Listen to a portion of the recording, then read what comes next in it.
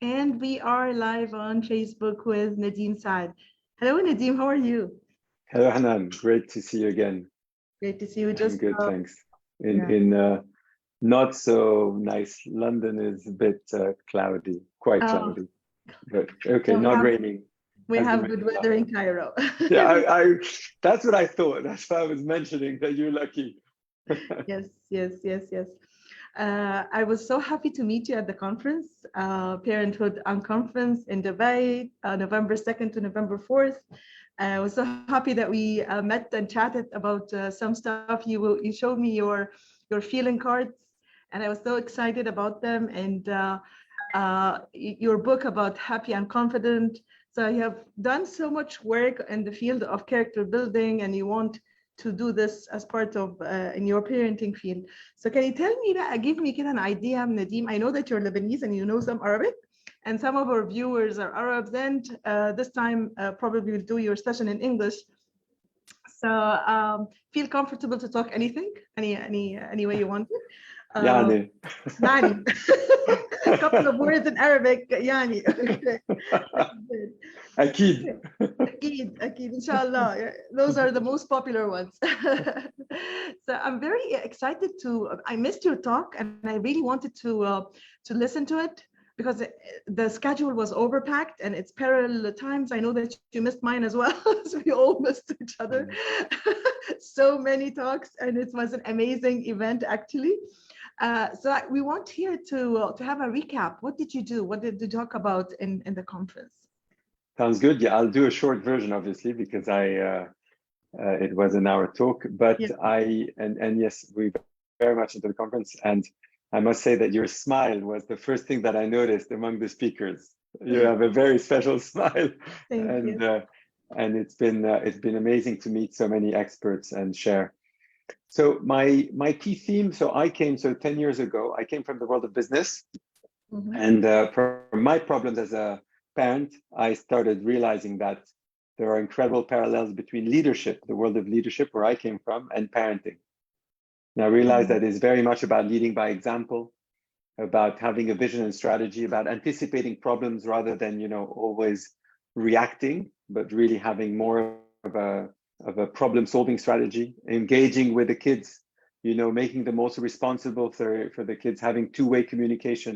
All of these things that we learn in the world of business actually could be applied to parenting. And that's how I started. And I wrote several books about the theme. But in time, what happened? So I was supposed to be a relatively good parent, hopefully. I was learning as everyone does. So I was learning. What I was teaching. I was applying, and it's not always easy, but it was pretty successful overall. But my middle daughter, who was 8, her name is Yasmin. Mhm. Yasmin went through a tough time, and she Mhm. was starting to be quite challenging and difficult with her, like actually harsh with her sisters, with me. And obviously tried the different parenting techniques, but it wasn't working so well. And what I realized I wasn't doing very well was I was trying to connect her to her true self, to her bubbly, because she was always so positive, such a good person, so kind. And I was trying to reconnect her to what I said was what I was telling her was her true self, but that didn't work at all. With Mhm. hindsight, I realized that I was telling her, well, you're not normal, you're not you, and actually, but that's a part of her. This harsh. And so I coached her, and it took a long time to actually for her to finally admit and to say, I hate myself. Oh. Yes. And that was a seminal moment in my life, because I realized that it's so easy for someone to flip from, and kids internalize a lot and think they're not good because we tell them, for example, very early on, when you have to, oh, naughty, you're naughty, bad boy, bad girl, all of these things, they start internalizing this, Mhm. which is why we try and move away from saying such things. But so what that was about, the aha moment for me was, wow, even though I was very bubbly, very confident, someone who's very good academically, she had no real problem. Well, she could flip and suddenly, and if I had reacted with punishment, with not actually managing to understand that she was hurting deep inside, she had a wound, Mhm. then it would have gotten into a cycle. And just imagine adolescents who would have just been fighting and fighting. And what it helped me realize is I was a parenting coach. I was a lucky person who could get this from my daughter to help get her to express herself. But a lot of parents, even if they get, they do parenting lessons, etc., which we hope every parent would do because it's very useful, but some might not have these tools. And therefore, it's so important to also teach the kids. So I went from thinking, okay, parenting is so important, but actually, what are we teaching the kids and who is teaching the kids? So I realized that parents, as well as teachers and schools, need to be given the tools to be able to teach the kids what they need to express themselves, to have safety, to express themselves, to feel confident enough to speak up and to actually understand themselves better. And that's why at the Happy Confident Company, we devised this whole program. And there are a lot of similarities with some of the things you do with feelings, with your gaming feelings, etc. And it's amazing because we found two different parts of the world, we're actually thinking the same things, speaking the same language of feeling. And so obviously feeling is a big one, being able to enable them to express their feelings. And also, so we call these the 10 key life skills. There's the 10 character building skills that allow a child to really be the best version of themselves. So I'll quickly run through them because it would be too much in this call to actually go through all of them. But then I'll give some examples of how people can apply them at home, so it becomes a practical thing. I'm gonna write the 10. so the 10, and I can share, obviously, if you're interested, we can share in your Facebook page. So the first one, and we call them powers for kids, and we actually use some terms that are even some parents wouldn't understand, and some parents tell us, but this is too complicated for 8-year-olds, because this is for 8 to 11-year-olds. It's like, oh, but this is too complicated. But actually they love, because they learn terms. So the first one is the power of introspection. So self-awareness, understanding what they like, what they don't like, what's important to them, so they can really, because often what we don't do is we don't think about our needs, particularly as parents. We forget our needs. It's always our children's needs, but actually then we create an issue, because if we don't take care of our needs, we can't take care of people, of our children or other people so well. So we become resentful, and it can create issues, or with our partner. So it's really important for kids early on to learn these needs and what they like, what they don't like, what makes them happy. How can they switch themselves from when they're sad to make them happy? Understand the hormones, understand that they have, the difficult hormones, like it could be cortisol, the anxiety hormone, but they ideally want to create serotonin, endorphins, dopamine, the more positive hormones. So we teach them how to do that. So that's one, the power of introspection.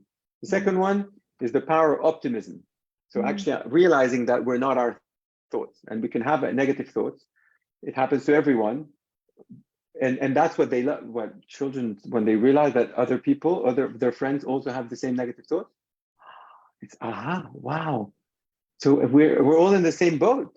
We all have sometimes negative thoughts, and we think we're not good. And so we teach them how to change. We call them unhelpful thoughts rather than negative, and how to change these to more helpful thoughts. Oh, I can't do this. Oh no, I can't do this yet.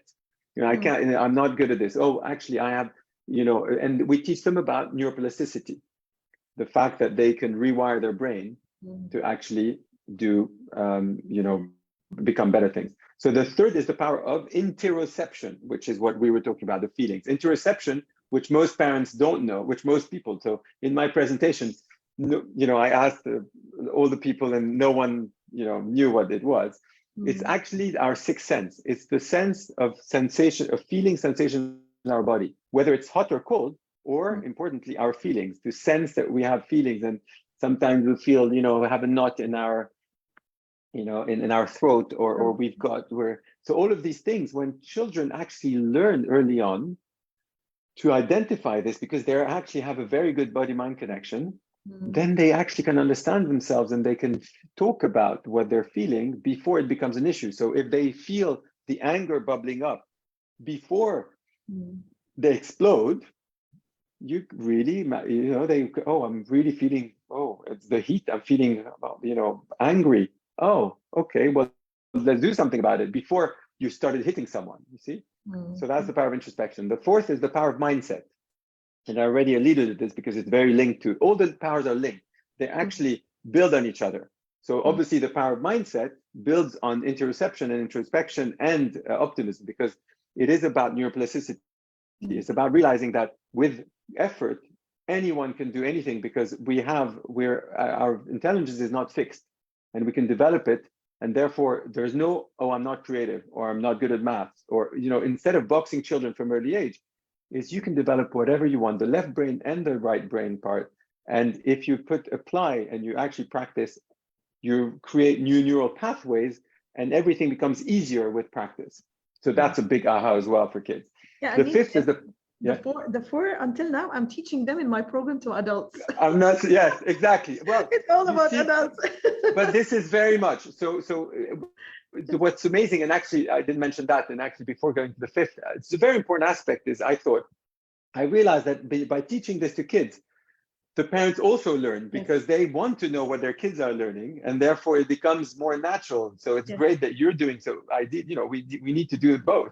Yeah. And that's what you do also with your feeling games. So the fifth is power of failure. And that's a big one because if I had to summarize the two key things that we teach children is permission to feel and permission to fail. Because not enough children don't enough, and I can tell you, I'm the best example of an adult who does not know how to deal with failure very well because my parents didn't teach me to deal with failure. So failure becomes a big thing.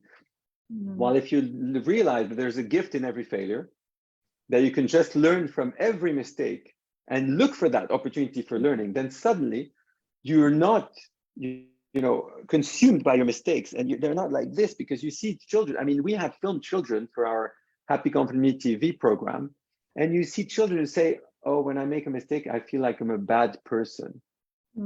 It's so sad because that's the last thing we want them to feel, that they're a bad person, because although how are they going to learn? If they feel the shame of the mistake, they're not going to learn. So that's the power of failure. So important to make them realize that the most successful people have actually failed more than average. Because they learned from these mistakes. That's why they had to fail more.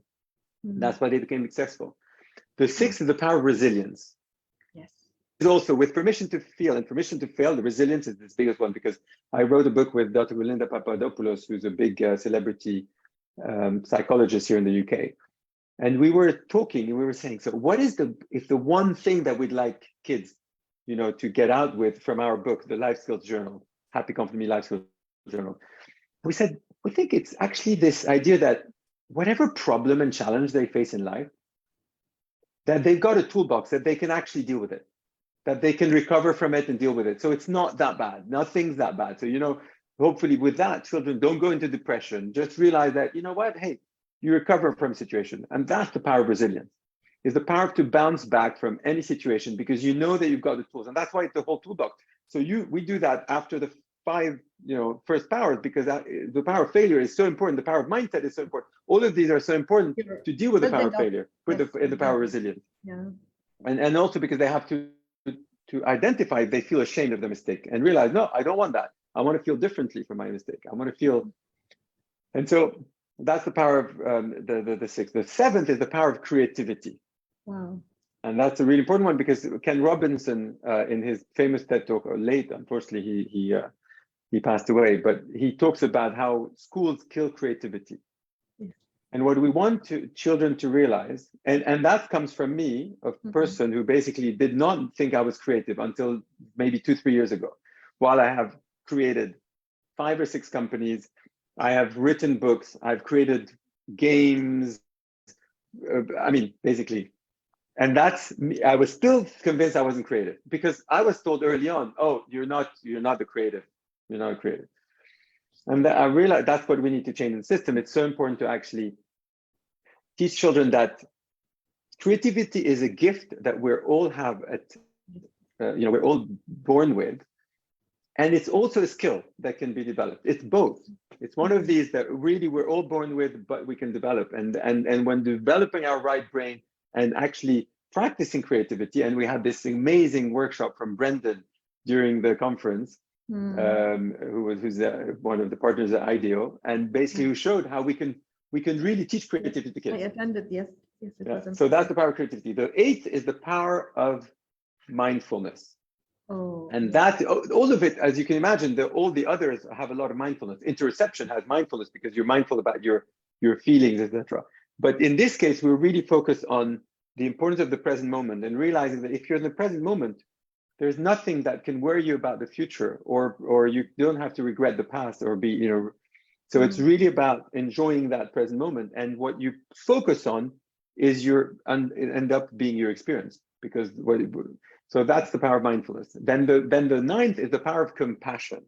Wow. That's kindness and empathy, making sure that we actually share with kids early on that they realize that when they're kind, they also feel happier, and that when they're kind to someone else, they create oxytocin and serotonin, and then the others want to be kind to others, and so there's a ripple effect to kindness, which is the world would be a better place by just thinking of one act of kindness a day. And empathy, we teach them about mirror neurons that most adults don't know about. The fact that actually as a species, we are built for empathy. We just cut it off because actually when we see someone else, we feel like them. For example, when we see someone crying, we're very often want to cry. And when they do something, we kind of imitate them. So this mirror neurons is part of our genes. And the more we develop them, the more we can develop empathy, and the more the world would be a better place. And the final one, the summum, and what can it be? I'm so excited to know the final one. It's the power. If you do a lot of healing, actually, you realize in healing and personal development that this is the ultimate thing that everyone wants to reach, because this is it's the power of acceptance. Because it's acceptance of oneself, of all our parts of ourselves. It's acceptance of others and realizing that we're all unique. So instead of being judgmental toward others, they're just different. They're doing the best they can in every moment. And it's also accepting the moment, accepting what is. So rather than battling against everything that comes in our lives, to realize, well, it's okay. I can deal with it. Like this, when we said in resilience, it's yes, I can deal with it. It's okay. I've got the tools. I've got all of that toolbox from my 10 powers to deal with anything. And I can just accept it as it is and make the best of it. So that's the 10 powers. It's very interesting. It's an incredible program. It's all in this book, Happy and Confident, or it's in the Super Journal, Happy Confident Me Super Journal. It's the Happy Confident Me Life Skills Journal, and it's more importantly now what's coming out is the video program of 10 episodes that presents every power in 8 minutes. With Emma Willis, who's a celebrity presenter in the UK, and a math professor who explains the science behind the brain, how the brain functions. There's animated, so I can say I'm happy to share a link that you can share with you. And so now, how to apply it at home? Because obviously now we have parents listening to us. So let's try and give some examples. One of them is going to be, I'm sure that you speak a lot about this, and that is emotion coaching. Obviously, what comes out of it is because emotions are so important, is realize that, I love this example because often we think about emotion coaching in different ways. The example of a kid who comes towards you and looks scared and goes, "Oh, Dad or Mom, I'm so scared." And you see nothing, no reason for being scared, no? So the first reaction, and I ask my audience, obviously, well, I regularly ask my audience, so what would you do? And everyone, 99.9% would go, "Oh, don't worry, my love. No worries, no worries, no reason to be scared." Yeah. It sounds so logical. We're reassuring our child, obviously, that as an adult, we don't see any reason to be scared. There's such a significant difference between doing that, which is natural but not ideal, and doing, "Oh, my love, you're scared. Okay, come here. Come here," and then you get a little hug or something. And so what happens here is, the child is validated in their experience. So instead of thinking, "Oh, I'm wrong to feel that or to think that," they go, "Oh, my parent is here for me when I feel a big emotion." And then there's the connection of the right brain is done, and then the right brain soothes. And as we say in, you probably know Dan Siegel, this great neuroscientist, says, name it to tame it. Yeah, exactly. And by just helping them name this emotion, we've already reduced the intensity of the brain, of the feeling in the brain. And that's when then we can connect with the left brain and say, "Okay, well, what can we do about this? What scared you? Ideally not why." Change the why question. That's another one that I'm really very, very passionate about. is stop asking why to your kids, because it makes them more anxious, because Yeah. often they don't know why they feel that, or why they hit their, it's instead of it's, it's what. So what could you do to actually make up for this, for hitting, or what could you do to feel less scared, or of how could we deal with the situation? And then the kids actually learn to take responsibility for their feelings or their actions and their actions, and then come up with solutions. So then when we're not here, the kids actually can take care of their feelings and can take and be responsible for their actions. So what and how questions, and the emotion coaching applies to everything. It's always help them name the feeling, as you said, name it to tame it, and then help them get it. And a very good example as well, and actually that happens because in obviously because Middle Eastern countries, I remember my daughter, we were at the restaurant, one of them, so she was 3.5 years old, and she's running in the restaurant and she literally trips on something and she flies, 2 meters away.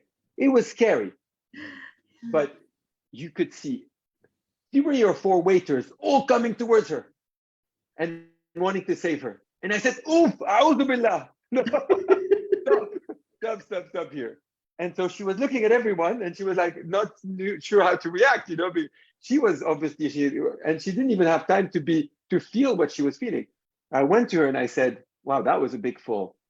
Are you hurt a lot, medium, or little?